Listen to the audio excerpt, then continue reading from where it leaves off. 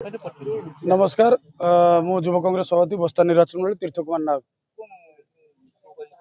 आज विक्षोभर मूल कारण हूँ दीर्घ 12 दिन है महिला सरपंच को असदाचरण कर बीजेपी युव मोर्चार पिंटू प्रधान जे पिंटू ब्लगर बोली परिचय जार ताको बीजेपी दलर नेतृत्व छत्र छाया तले और बालियापाड़ पुलिस छत्र छाया तले दिन दीपर बेधड़क भाव में बुलूची थाना भितर आसूची बसुची जुई पुए भाया। आज गोटे महिला सरपंच को न्याय अपेक्षा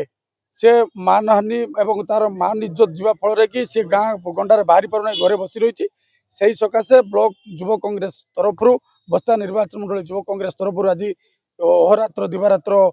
आमरण अनशन बसुची युव कांग्रेस एवं बसी जे पर्यंत पिंटू प्रधान को जेल न पठा जे पर्यंत पुलिस अरेस्ट न कर आम अनशन बसबू। यह आमर गोटे दाबी जड़े महिला को आज असदाचरण होनी समग्र ओडिशा भारत वर्षर राष्ट्रपति होती महिला ओडिशार मुख्यमंत्री होती महिला तेणु महिला न्याय